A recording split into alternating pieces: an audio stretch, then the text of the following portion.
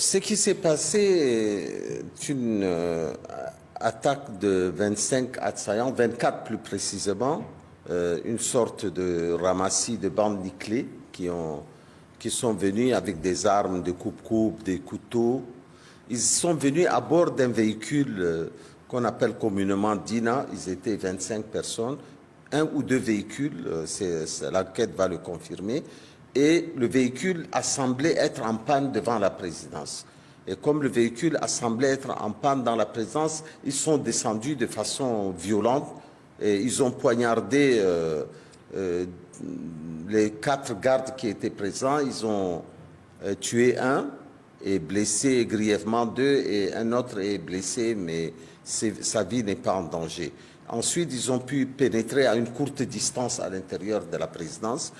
Et un des gardes a commencé à tirer et ça a réveillé la vigilance des autres gardes postés tout autour et ils ont été très facilement maîtrisés.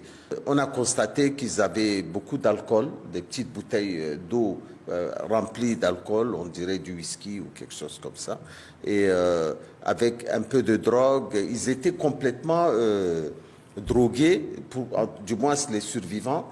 Il y a eu 18 morts de leur côté et 6 surveillants qui sont entre les mains des forces de la justice.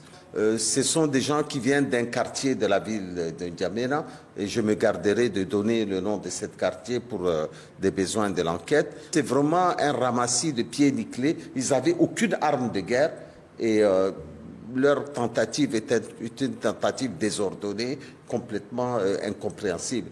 Et je crois que les images circulent déjà sur les réseaux sociaux. Nous nous sommes gardés de les faire diffuser avant que le procureur de la République ne le fasse.